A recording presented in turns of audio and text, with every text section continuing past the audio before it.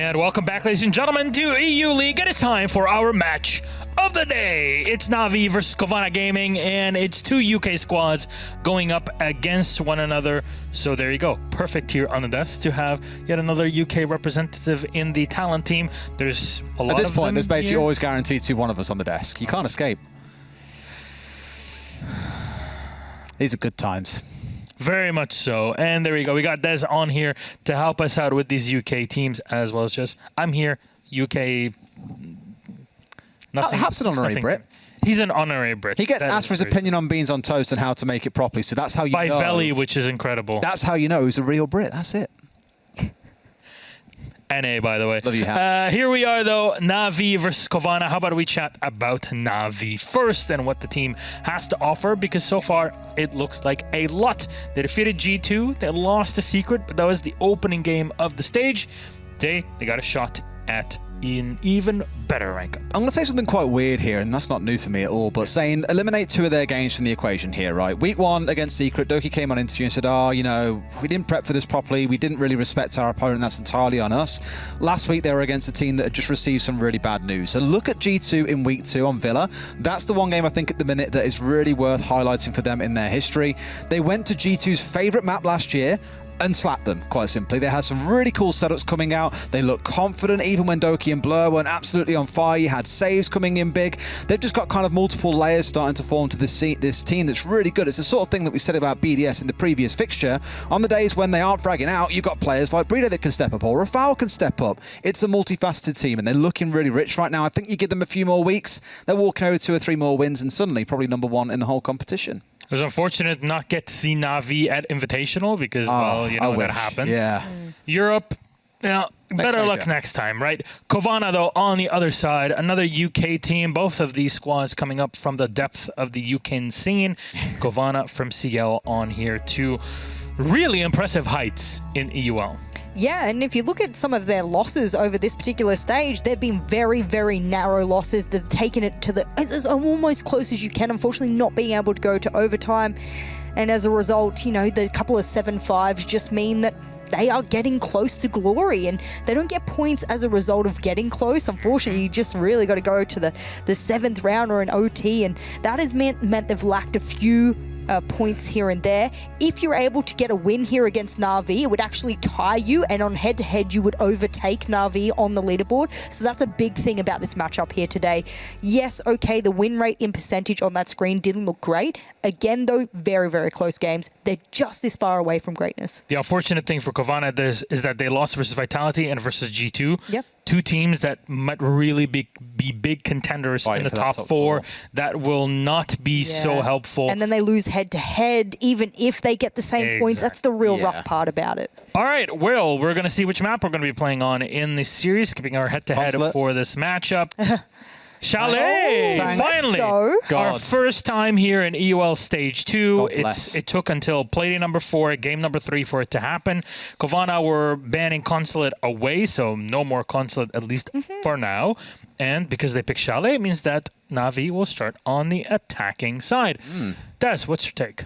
I mean, Navi one of the first teams, or were the first team to bring it to EU. They're not a team that's scared of playing on it, so we're really excited about that. We want to see what Cowana can do. Have some concerns that if they start on the attack, for example, their entries right now, every player is negative on entry. Across the team, they're like -8. They're really good at late round clutches, and this is a map, I think, on the attack that you can get away with that. This could be a pretty close affair. You think that I was looking at the maps and the last time they played it in Stage 1, which was the only time they had played it, this Cowana, mind you, they got slapped 7-2 by Vitality. And that was that wasn't even Vitality at their best at that time either. So it statistically, historically, not looking good, but hey, you can change that here today. Chalet in general for EU is still under exploration, so we'll get to see how the teams go through it. EU will literally play anything, including Coastline, but have stayed away from Chalet for some reason. So we're going to get to see that finally and what they have hidden forward between Navi and Cowana. I promise this bout should be a great one today because we said we don't want Cowana to be gatekept kept in the top 4, and now they have the opportunity again to save themselves against Na'Vi, a top contender. Just as thanks so very much for your information now in preparation for our third matchup of the day. It's time to toss it then to our casters, and we're going to go to the French Alps for this one, to Chalet, a first in Stage 2 for Europe. It's Na'Vi, Cowana, it's Hap and M. Enjoy. Thank you, Milos. And, well, as then the honorary Brit, I will take the lead in this one. As, it is the UK showdown. Yes, apparently I know all about this as well then. Huh? Yeah, I mean, you know, it's a home game for you. Humdinger. Yes. It's a humdinger. A humdinger. This is a home game for you. I'm excited for you to take me through. As someone, you know... As someone from the Benelux, apparently. As someone from the Benelux region, I'm excited to... Yeah, you know all about, like, teams choking in important matches. I mean, we know that from any of these regions, to be fair, but Na'Vi vs Cowana, Chalet, and as they were saying on the desk, the sort of knowledge of this map in general for a lot of these teams. Okay. Sure, we'll get to that in a minute. I'll finish my point first. In general, for a lot of these teams, outside of stuff that goes on behind the scenes, because obviously we're not privy to everybody's scrim schedule and who's playing what in the scrims. What do you mean? I'm all in the drawings. I wish... Oh, okay. I wish we could see more scrims. A lion ban as well. Okay, very curious. I'm excited to talk about this in a second. But it's limited intel on this map because it's still very new and says Naif about that. Yeah. I mean, it keeps on getting weirder and weirder. Okay, any bets for the next ban? Mute. Mute, all right. I think it's just going to be boring mirror. Oh, you're actually right. Let's go. Oh, wow. Are you serious? How did I don't know. You just... You know, I said yesterday my clean feed was like faster. Yeah, I'm starting to believe that now. Maybe you're starting to believe. Okay, that is a very interesting ban phase, and I couldn't tell you if these 4 operators have ever been banned as the same combination. As the same combination before. Obviously, banned before, but as the same combination as this stack of 4. Flores without a mute on the board is going to be a nightmare for a lot of these holds now. Obviously, Aruni is going to being gone is going to severely limit the holds you can do on Windows to burn through utilities, and you're looking at that bedroom being so much more dangerous now. You're looking at, pushes on Trophy or pushes on Library being so much more dangerous. Definitely so. And as we are heading to Bar Gaming, I'm going to be seeing no Frost. We do see a shield though, so secretly we'll bring that out.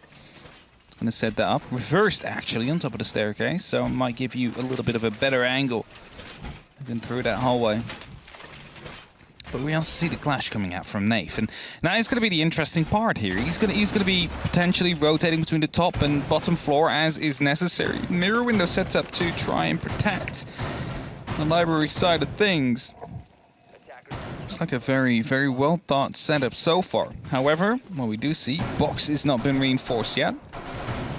Often something, never mind. There it is. Yeah, I was going to say. You generally get that done. See. So if you're sort of new to Chalet, if you haven't quite seen how a lot of it folds and how a lot of it sort of collapses, the easiest way to think about it is it's a giant letter L.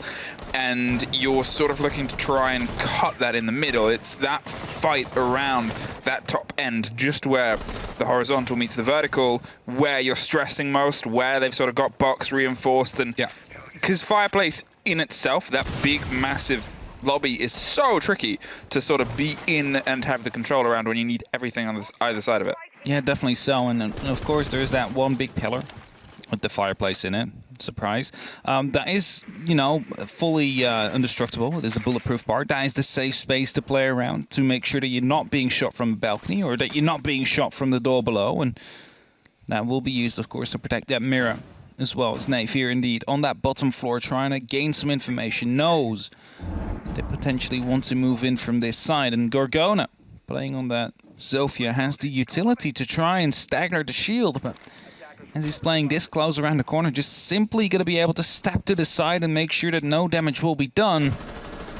This is going to be put in right now. Of course, the shield goes up that way as well, so they're very well aware of the fact that it will be difficult to deal with the clash in this situation. And will be taking care of the barbed wire, but after that, they're going to take care of their other tasks. Oh. Yeah, this Jaeger down the back. Doki is toying with the idea, but knows he doesn't quite have the solidity that he otherwise wants. There's drones, there's preparation for each other. These two teams, they know exactly how each other loves to play, and that's the big problem here is how do you try and push that to the test on a map that, as I said at the beginning, we don't have the biggest scope on just how these two teams are going to try and knock heads. Sloth is going to try and force some problems for Nath, wants to isolate him, which is why those drones are coming from this side, going to get closer, push him even further down, try and keep pushing him away from the possibility of support from the other players. But this is the perfect response. Dig that clash back in, back across, try and draw right into the eyes of this firefight, because you're looking at now 2 minutes gone. Oh, that is so bad for Sloth. He's caught in the smoke. He is just escaping as Kendrew's able to actually get the kill there on the smoke, drops them on the far side, but that was so close. Yeah, it was, of course, on that RCE Retiro drone, and it's going to be very hard to actually get out, so you need to decide when it detonates in that case, and Doki will just spot out the player here in Library, gets that kill. As Grizzly, in the meantime, able to get one himself. Doki drops the diffuser down in the middle of the window. The clash now coming in big as well. Doki able to pick up yet another kill. And leaves only Sloth on that, well, 1 HP to try and clutch it out in a 1v3 scenario. That was never going to be working out, and as a result, it is going to be the first round one for Na'Vi on their defense with, I would say, an innovative setup. One that we haven't seen yet in either APAC North or EUL. I mean, with this band setup, it kind of plays it together. Obviously, I've talked about the mute being gone and what that could offer in the Aruni, but also the limitations of the Lion against Na'Vi. It might stop their sort of quick play pace that they sometimes like to bring. They have run it a bit. It's not the biggest operator, but on this map where you're still trying to potentially have these slightly out there holds, when you're still trying to, it's not that you're just on a loose roam and they're going to use that to shut it down. It's usually you'll have a couple of bodies set up in a position where they can try and pull back. Look at how we had, obviously, Doki and how he was positioning himself in there. That example on the opposite turn. And then Iana. Iana is a standard sort of thing. It's already been banned a little bit. This split, it's an operator that offers a lot. It's for EU, the curious case of who has replaced Ash, who was otherwise dropped off of the face of the earth. Yeah, definitely so. And then there's a couple of operators that these fighters decided to go to. One of them is Iana, who has been banned. The other would be Flores, and I forgot what the third one was for a bit. Interesting to see, by the way, is how Sage decided to go for the Warden. Out for this play, out for this round. Not really any smokes on the setup of Cowana or flashbangs that will be coming in, such as the Yinkandelas. Surely you've seen the round from Space Station on Chile yesterday when they just rushed the top four and were able to outrun them. Oh. And Kendrew not able to outrun his old teammate Doki, who quickly puts an end to him. And that's going to be the IQ gone. Luckily for the side of Cowana, not that much utility. That is worth taking care of with the IQ early on. Yeah, it's still, obviously, you're losing a big force. You're losing somebody who knows their opponents very well. You're losing what is your historied voice in the team and what was a good addition for Cowana and one that's still sort of, I guess, building behind and around. And Doki being able to get into this map. He's 4-0. We're on the second round and we're still well within the second round. This is a player who, when we looked at the first split, when he was having, he was untouchable. He was unbelievable. And it started with a Chalet against Reinhardt. It definitely did, and continued to go on from there. And we were talking about how long can he be this good? How long can he stay on this pace? And as Blur jumps out, gets the kill into Sloth, that is going to be a second kill here for Na'Vi. You also see the X-Scarabs being taken care of by Neifu. Just has free reign, he can just run out and take care of it because there's no real pressure being put down. A grenade is being tossed in now that allows him to continue to go for the push right after.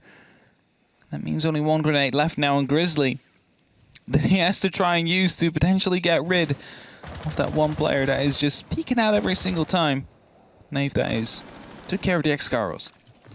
Cowana are sort of trying to prod the defense and see if they can learn anything. It seems like they're piecing it together as they go. It's not that they've come into this with this iron idea of how they want to take the fight, as Doki cleans up another and sprays towards the hope of finding one more. It seems like Cowana are a little bit lost in the water. The Na'Vi, they have their defense, but when they are sort of set up and when they are confident, they are aggressive on their defense. They're happy to do jump outs and go for these explorations and sort of try and stretch the length of a map. And, you know, it's how quick can Cowana sort of learn the lessons from these sites? How quick can they learn how Na'Vi are putting this together? Because this first swing round, I mean, so far it's, I would say, defensively been pretty much entirely untested. Of course, Doki's going to be going for this get spotted. In the meantime, you see Blur rotating down as well. A lot of damage being done into Cowana. Just going to rotate out and use this time as a bit of a timeout. Just holding back. There's no way he's going to win the round from here on. It's just being challenged by very eager Na'Vi players. Blur with the pistol trying to go for the star point here, but it's going to be Doki that gets the kill in the end. A very tiny pixel, very tiny angle. Just enough, however, to get that kill and put himself up on... It's another one. Is he like 6-0 now? 6-0. 6-0 indeed, and we only had 2 rounds so far. That is a 3 KPR. Definitely doing very well, but as you said, I think the more important part is that Cowana seem a bit lost right now. Yes. The defense of Na'Vi is impeccable, you can almost say. It might not even be that it's impeccable, but it hasn't, the main core of it, the main holds haven't massively been tested. It hasn't been tested. Round 1 was, we've got to try and get rid of this clash, and was trying to structure, and they went underneath, and they went up, and they're trying different things, which is 100% the right idea.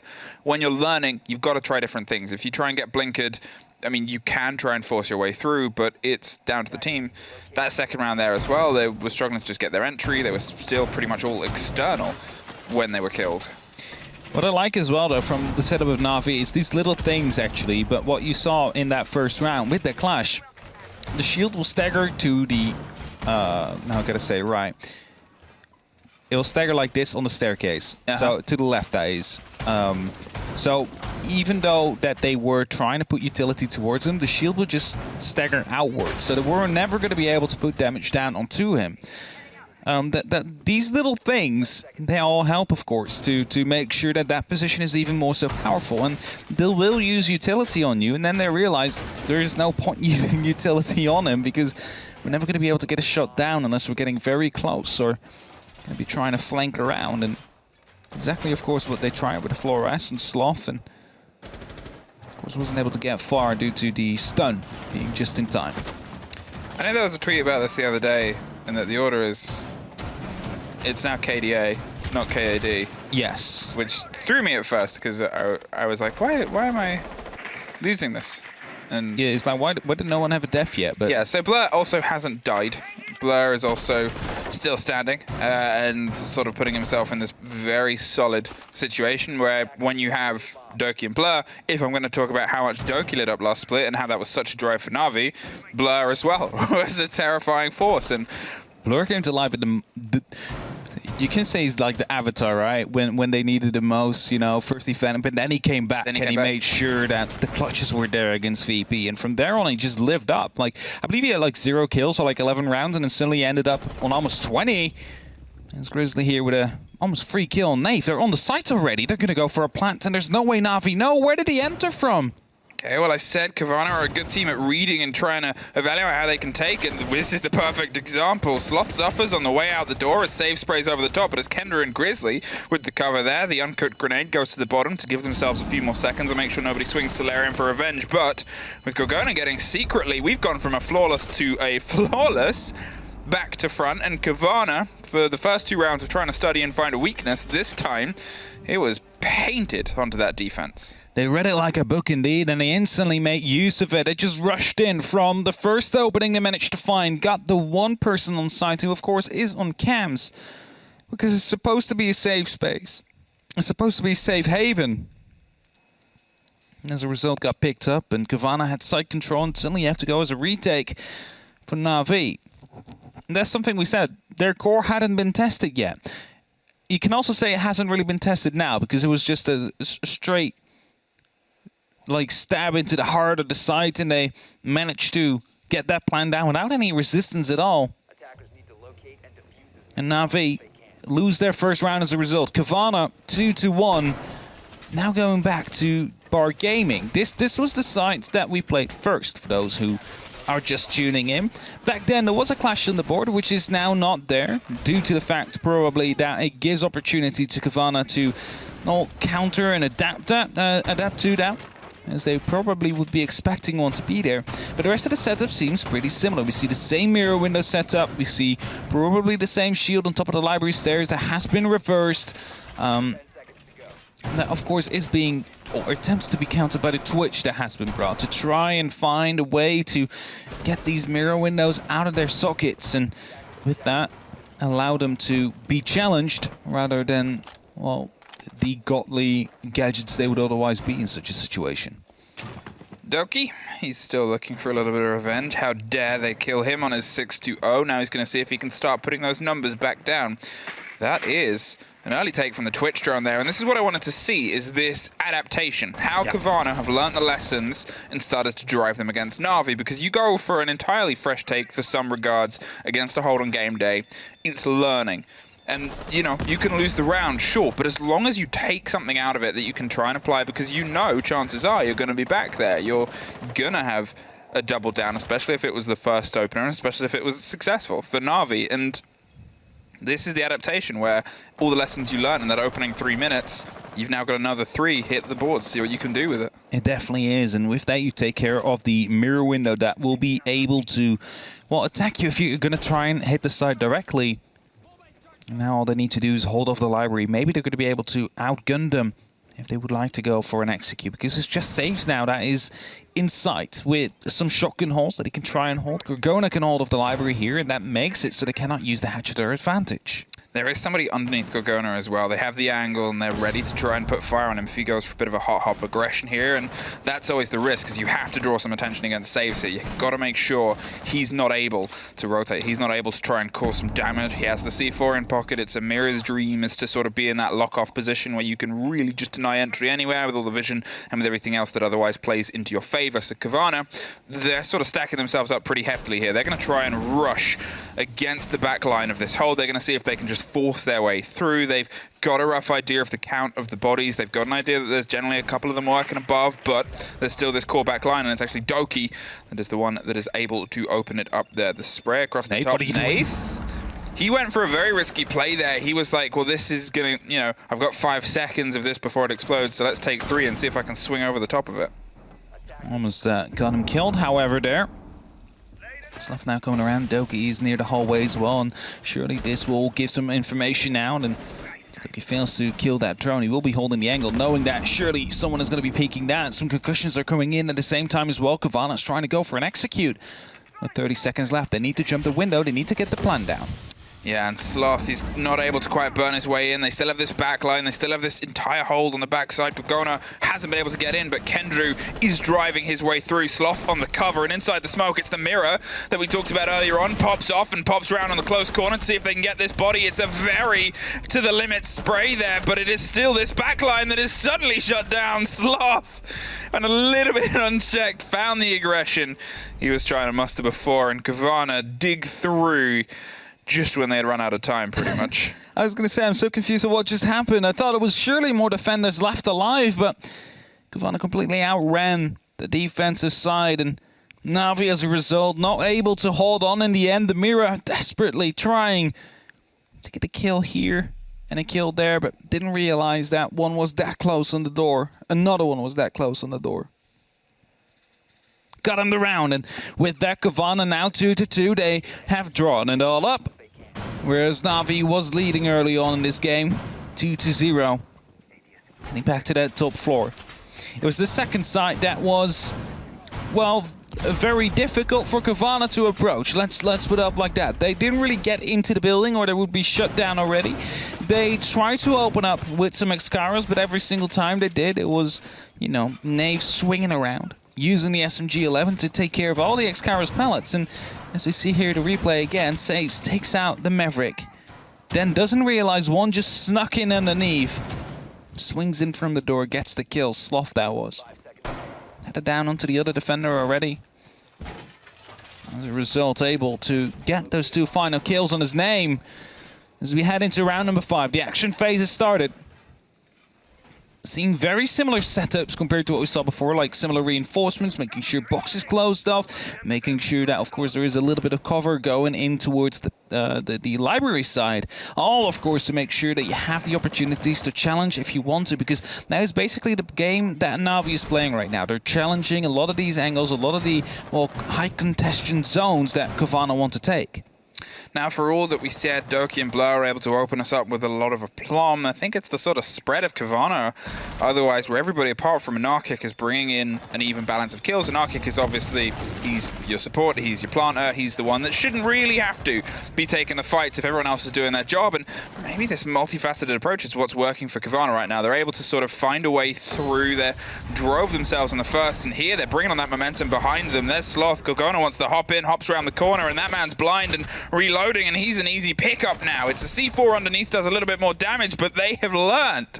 They have the cover on Solarium Stairs. Secretly is suddenly all left alone. They still have a bit of a hold here, and there's the play round, pops a lot of bullets. That'll give the game away where this last player is, though. It's the pickup from Grizzly and Cowana. What a response to the previous failures here. What a response indeed. After being 0-2 behind, it looked like, you know, with Doki going 6-0, that Na'Vi was going to have a field day on the defense. Instead, Cowana have learned from what was going on, decided to push in quickly in round number 3, and from there on, really put up the pressure. Able to pick up these next 2 rounds, and Na'Vi now forced to go to Wine and Snowmobile. A side that is very difficult to hold, due to the fact that it's hard to layer out. It's hard to build the onion, as we like to say in the European broadcast, because Jess is also pulling it up, you know, talking about onions. Of course, Milos does, but that's because he likes to cook. He does. And we use it, just especially for this site. Yes, that as well. Shrek is love, Shrek is life, you know, good old saying. But yeah, it is hard to layer out here. It's hard to extend into different ways because you have the blue corridor, okay, and then there is not much more you can do horizontally, so you need to look vertically, and that is not something a lot of teams have done so far. But if you look at the setup that Na'Vi is currently bringing, we do see a castle setup, and they're going to build up a lot of these barricades to make sure that the movement will be restricted from Cowana. Now, they can, of course, use 2 Excaros per castle barricade, or they can use a Flores RCE Retiro, or they can use an Impact from Zofia. The point being is they need to use some of that utility to make sure that they create the opening. And then they still need to fight downward. So maybe Na'Vi is trying to waste as much... Is that an ACS-12? It is. Instead of... Okay. All right, well, interesting to see how that will work out.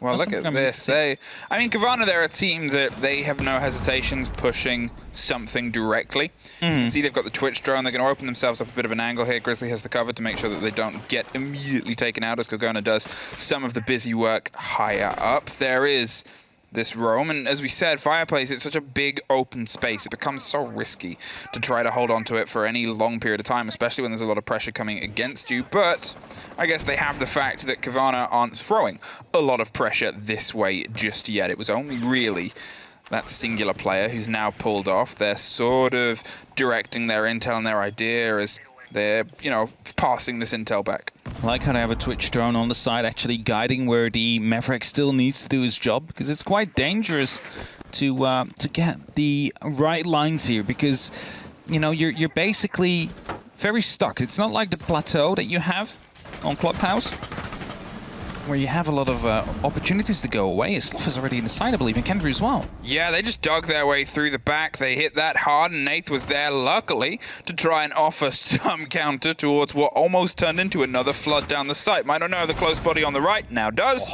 There's that ACS that kicks very hard and is able to take care of Cowana and kick him through the wall, back up the stairs. And they went for this quick play. Sure, Anarchic and Grizzly have a huge amount of time, but they've otherwise just really got that first wall open. The ping there comes round, and Doki might not know he's being watched as well, but Anarchic, well, he hasn't got off the kill board yet, and to pull this off, he would have to then pretty much claw his way close to the top of it now as he's got to reconvene. They have 50 seconds, they have 4 people left to go through, and they have one chance to try and push this and not let it fall even. I think after the first 2 rounds, though, the way that Na'Vi managed to get 2-0, a 3-3 is not really something to be disappointed about as Cowana. We're using this as a timeout, making sure they get everything on point for the defense. And Arctic is not going to be trying to win this round. It's almost impossible. 1v4, it's just going to hold off, maybe go for some exit frags. And you see, hands are off the keyboard, hands are off the mouse, just making sure that they discuss about what to bring in the second half of this game, because a 3-3 split, as I said, is not too bad after Na'Vi was able to be so dominant in 2 of their rounds. And Undermine going to have to go over to the defense themselves and want to discuss everything they can. Maybe they know a different way to deal with these bans. Set up their defenses a little bit differently. Maybe they want to go a bit more aggressive. As Cowana just comes back, just probably quickly in the bathroom break. Sometimes you can use it for that as well, you know? Yeah, you know. Don't break your hand. Don't break your hand, ladies and gentlemen.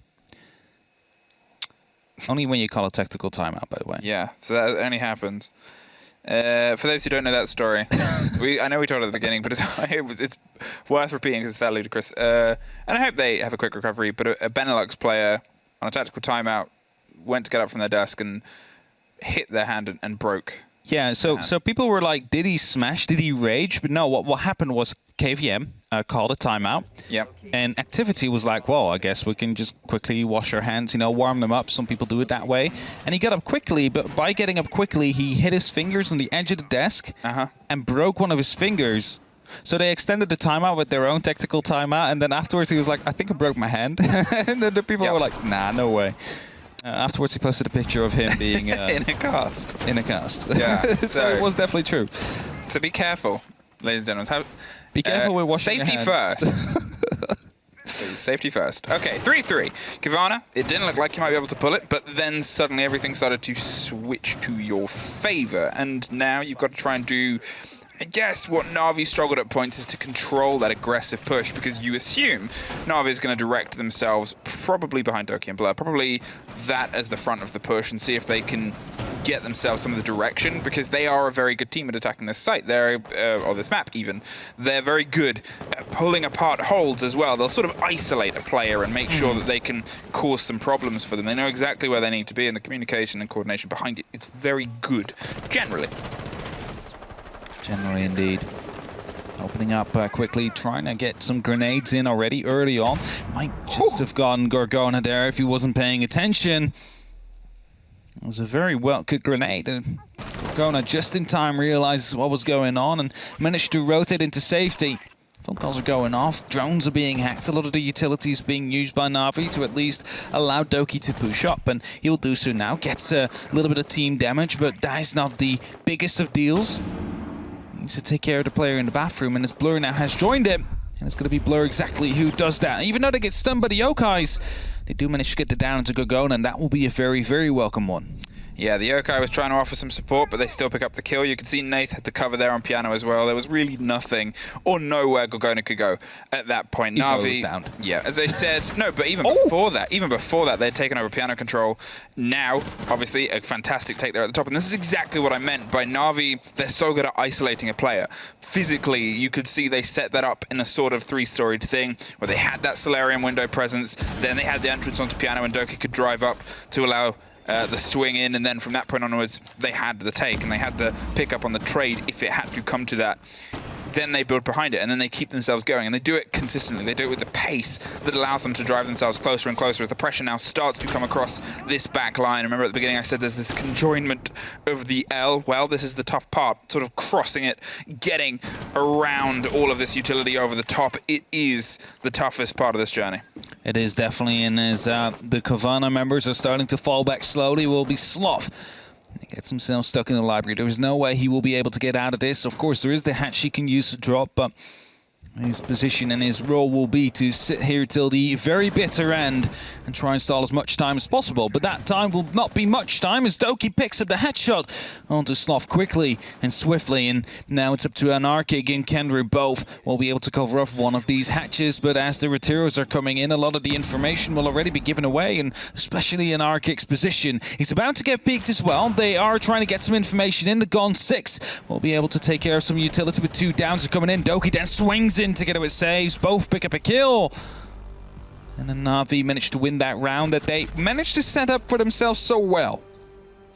Yeah, it was very much Na'Vi putting the pace there. Cowana, again, they seem to be playing that sort of guessing game of trying to work out just where things are coming from and at what time. And I guess in the realm of this, how aggressive it is, how many bodies are throwing themselves towards some of the holes and parts. And we've seen them live and learn before. We've seen them sort of develop and push themselves further before. And yeah, it's that another situation where Na'Vi, they're very good on the sort of off. They're very good at putting the pressure on instantly. And that was their growth. Now they're going to see if it can happen on Kitchen Dining. Still going to rotate sites and try and find success elsewhere. And the Nook is a very interesting pick because that is something where if they do have this reliance on cameras, as we saw the sort of Echo play before, now you've sort of still got the Mozzie on the board and the Valkyrie.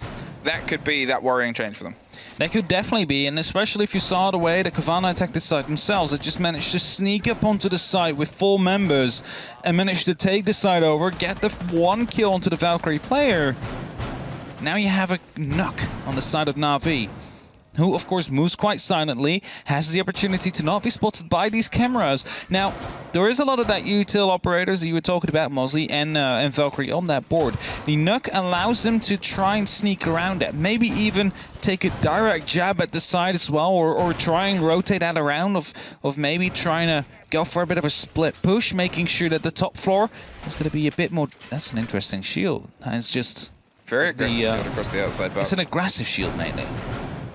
I think when you've also got the, in the words of the legend demo, the Titan Killer. Titan Killer. In the hands of that Ela, you know it's going to be a bit of business. You know it's going to be a bit beastly. The thing is terrifying. Even after the changes to it, it can still absolutely tear things up in very narrow angles and very straight corridors with a short bit of distance, and that is entirely what they're building behind there. They're going to make sure that they don't have ease of access around above the big double door, and, well, Sloth playing a dangerous dancey game against Doki, and they've decided to split partners. Grizzly suffers a little bit on a spray through a wall, but nothing to make him too concerned. This, however, oh Doki! That was pretty filthy. He's well aware of the fact that was going to be happening, at least to rotate around, and now has a shield in his advantage he can use, gets the second kill, wanted to go for 3, but the Titan Killer was right around the corner, and Cowana will pick him up. That is Doki taken care of, but there's still a man advantage here for Na'Vi. They managed to use this well. They might be able to pick up yet another round, put themselves on 5 saves, just holding below in West Main. There's secretly that is trying to drone out the trophy, whilst Gorgona still just hopping out about a buff together with Kendru. Slowly being held out, of course, the rotation here by Blur on that Nook. Not really making the best use of that kit at the wrong timing. Decided to go off. A grenade will be pulled, but that is not going to be able to find him whatsoever. Exactly where the other one landed. It's a consistency, but Kendra is allowed to stay standing even with the sliver of health that he was left on before. It's saves that finds pressure next. A bit of a pistol fight as Gorgona spraying from underneath, but secretly he's able to lock off one more, and Arctic goes down. The C4 didn't quite catch it, but there's the spray beneath. There's the diffuser cold. Loads of time to try and pick it back up, but the pings come through, and you're in a 3 versus 1 now as they finally get rid of Gorgona. They know exactly where Kendra is based on the prior information. They're going to try and structure themselves around on this take. They know they can't just trust him to be in the same place, and that's where he's done a very slight change. But look at this spread, and look at how Blur is going on a bit of an adventure. Kendra slips past. Now, he knows that there was a body above, but he also knows they knew exactly where he was. So, the spray around the back, downs one more. He's going to dig himself even deeper. He's going to try and swing around the backside of the kitchen, and they're going to pick up the plant and try and move it behind the long desk and hope the cover comes from above. A slight repositioning, and the flashes come through. The hatch is going to be where he's going to have his next fight, and the intel comes through. A triple for Kenny, cannot find the 4th. And Na'Vi just keep themselves in. Such a good attempt on their own right there, able to pick up all these kills, but just unfortunately not the last one. And with that, we find ourselves at a timeout coming through here for Cowana, because Cowana just lost this round again as well, and Na'Vi is just edging closer and closer towards that match point. That is, of course, going to be very difficult to try and fight back from, because Cowana also want these 3 points. And they need to make sure that they are able to get to that 6 before Na'Vi can. It's also worth looking at how the other games have shaped up, because obviously Na'Vi are fighting towards the top of the table, and now there's a bit of distance there because BDS have obviously taken their game earlier. At the bottom of the table, we've seen a little bit of a lackluster performance, and Rogue are sort of staying behind a little bit now, and obviously Trainhard are staying a little bit down. So Cowana need these points to separate themselves from the bottom of the pack. Na'Vi need these points to keep themselves with the top of the pack.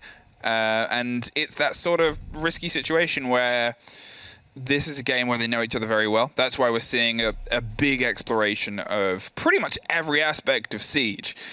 Is you will likely see the most interesting bans, plays, strats in teams that know each other and maps super well. In teams that know each other super well. Always, always. And it's why it's always so kind of refreshing to see is I think the easiest way you can ever get that cross-section is any of the games in the group stages of SI, where you would suddenly have, you know, any 2 APAC teams that have played each other a bit against each other rather than... TAM or... Yeah, or any 2 Latin American teams or any 2 NA teams or whatever.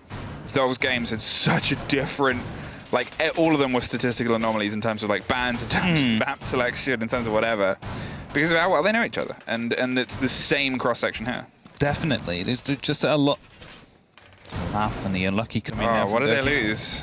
Not quite sure. Probably a drone. Oh, no, probably... okay, so what I think happened is, as I see 5 drones, probably Doki escaped with his drone Right. whilst he was being chased. Against Kenny. Actually, there is 1 drone dead. It was Doki's drone, so he just lost his drone. So he was probably being chased and lost his drone at the very end. Either way, it is still Na'Vi. That's not helping Cowana being picked up from the very start, and that is your Frost gone. Of course, should have placed the utility already. That's the 2nd kill. Doki just takes down Kendrew as he wanted to go into games to try and potentially retake that position. And now he goes for 3. He's going to be able to hit that one as well. Not for now. He's going to be receiving some pressure from above as well before he jumps out outside of the window again. Doki is on an absolute screamer this map. This is that first phase. Doki Grizzly has dropped somewhere else in another confrontation, probably that grenade. Yep, there's the pull back round as they push them away. They're going to get that pick back up, but still, Cowana, they're sort of bleeding from every limb as they're trying to hold themselves into this. They lent into the aggression as they're a team that likes to do, where if they lose a body, they'll send 2 more in its place and try and hate, like, sort of whatever, that mythological creature. That's going to irritate me now, the one with the many heads and you cut one off. That was in Hercules, great movie. It's that. And they try and do that and step themselves in, replace what has been removed. And here, Na'Vi just keep punishing it because they know and they expect it and they drive themselves further through it. It's also the thing, right? Na'Vi know Cowana well, so they know that's exactly what they're doing. And Doki just went for the pre-fire. He's managed to pick up the kills as well, and now secretly will be opening up into the box. And what can they do? Absolutely nothing. They might be able to get a C4 through at the end, but that's about it. Like, there's nothing else you can do except for trying to bring some aggression. And Grizzly just goes up at the wrong timing again. Should have been able to pick up the blur right there, but now has no clue that he's on the other side of this wall. And as soon as the information will be given that away, it will be watched, and he will be receiving some pressure. The Nitro Cell will be tossed out, but he's going to be shot out by Secretly. He wouldn't even been able to hit him whatsoever. But it doesn't matter for now. Grizzly just holding on to this angle still, and as Sloth managed to pick up a kill to Secretly, at least they have an opportunity of coming back as Grizzly just misses the shots there onto Blur. Yeah, it's those little moments where I know LM said sometimes you have a bit of luck on your side, and Cowana, well, it's a mix of unluck and it's a mix of punishment that here is a consistency. We saw the drones, they were in a great position to pick the read up as soon as they tried to swing the connector as well. They are entirely hounding these Cowana players and pushing their body advantage. Fantastic take there as a bit of response and revenge. They spray through Blur, but can't quite get the lock off. The diffuser's in a position, but with everything starting to collapse, it's Nath upside down in the window that gets one more in Arctic. Yet again in a situation, but unfortunately yet again meets the same fate. Map point. And Na'Vi have just put themselves into not even second gear at this point. This is about fourth or fifth gear. I was going to say, it's still first gear that they're in. No, definitely, yeah, they're in fifth gear. Especially in that round, as soon as they came out of the tactical timeout, Gargona wanted to go for a spawn peek. And fair enough, you want to try something, because if you realize that turtling down is not the play, you need to bring aggression elsewhere to hopefully make a difference, to hopefully get a little bit of an impact before they're really going to be attacking at full strength. And very unfortunate for him that Doki's on an absolute tear so far this map. Able to pick up that kill. Instantly went for the pre-fire down into Kendrew as well, who wanted to go for that retake. And that leaves us now at 3 match points. 3 match points for Na'Vi that they can try and use and potentially pick up these 3 points and retake that second position that I believe it was Empire is taking care of for now. Or is holding on to right now. Cowana bringing out the Clash here, bringing out the Echo. We're trying everything they can to make sure that won't happen, making sure that they at least are going to be able to pick up a point and hopefully move on for the 2, because that is the only thing. Skip, cut, like, next scene. That's unfortunate. I mean, unfortunate is a word for it. I think Pogagan has had a bit of a rough day, and I think this is Easy's observing. So it's even more painful when you're catching it in 4K. And Easy knows that if someone's going to slip up, Easy's going to find it, because he's a villain. No, he's lovely. Well, both are observers. Medics and Easy, top tier. That's why I always have to question who's who, because they're both very, very good. Talking of very, very good, Doki, 14-5 at this point in time. He opened 7-0, and you think, wow, that's a heck of a pace. And, you know, you're not going to keep that up forever, but at the same time, he's doing pretty much close to that. He is so happy to just drive around. And for the massive drop-off that we talked about in Ash Picks, where she dropped out of the top 10, she went from around a 68% pick to, I think, below 20 at this point. He's flying the flag for those Ash players, and he's saying, I don't know why you guys are struggling so much, because I'm having an absolute field day. Just going for some pre-fires here. Is being stunned down by the Clash, having a bit of difficulty moving through. That is where the impact of the Clash will be coming in, but you got to keep in mind as well, as long as it's just walking around there, it is not going to be as impactful. Oh, unfortunate again. We'll try and go for the second breaching charge to go for take 2 and hopefully find the Electroclaw. Spots it out. We'll be going for that shot, and that allows the Heart Breach to go through, and exactly that is happening right now. Secretly is going to be opening up. Gargona will be forced away from set position, and that means that the box is now opened up. But you see Kendrew's inviting himself to go a bit aggressive to try and figure out what these Na'Vi players are, and if he can zap some of them, take away a little bit of damage. Well, that's the call on the fresh positioning of that Clash. They're going to try and force them further away. The grenade comes around at the same time, but they can't quite get the connection that they want. It does free up Doki to otherwise go elsewhere, though, and they're going to try and drive from elsewhere at this point, as there's still this steady presence and idea. They have the minute to work with. They're going to try and creep around, and they're looking pretty much for an alternate way to strike. As long as they know where Clash is, Clash can't be elsewhere. And for Na'Vi, that's fine. And I mean, that's it. The ping just is so close to starting to connect everything together. It's a big hold. We can see those drones rolling through, and credit to Kendrew for sticking in, but there's the cover. There's Nath over the shoulder, gets Gargona. There's Nath trying to drive even closer now as the rest of the guns of Na'Vi are ready for that go-ahead, that ready for that flag to wave, and they can start pushing, and Blur is going for this big rotate towards Solarium.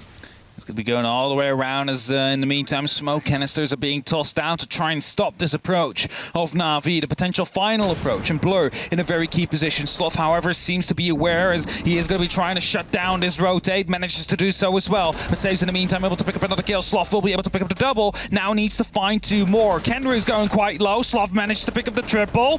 He's all alone now.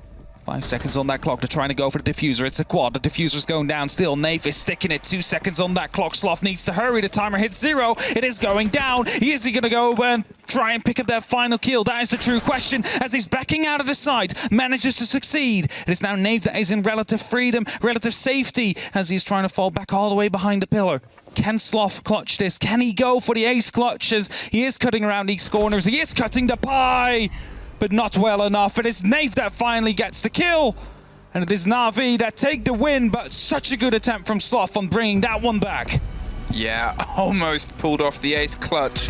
Something that was a trick that Na'Vi had played late game against opponents of their own. But no success, no joy this time round. Cowana had a little bit of a resurgence around the middle of the first half, and since then, unfortunately, it was generally entirely the NATUS VINCERE show. It definitely was indeed, and they started off strong on their attacks. Just a little bit of a fight back from Cowana really coming in the second half of that first half. Or the second quarter, you can rather say in that case, but it wasn't be in the end. Na'Vi was able to pick up the final kills, was able to pick up the final rounds, and as a result, get the 3 points. Well, we'll throw it over to the desk and see what they have to say. Thanks so very much, M and Hap. We're going to pretend we didn't see that Clyde Electro